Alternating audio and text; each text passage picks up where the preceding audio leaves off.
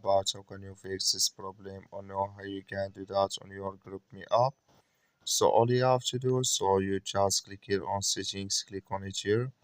When you just click on settings, it's going to show for you a list like this here. Then you go down, just keep going down, click on apps. Come to apps list here, and there you're looking for GroupMe app.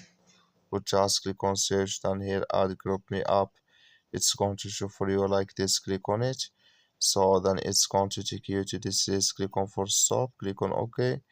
Then you go down, just click on storage, come to storage list here. Just click on clear cache, then all you have to do, you just go to your Play Store, click on it here. You search here for GroupMe app, it's going to show for you like this. You will find here updates, click on it, and it's going to work with you. That's all you have to do. Thank you for watching. Don't forget to support us by liking and subscribe.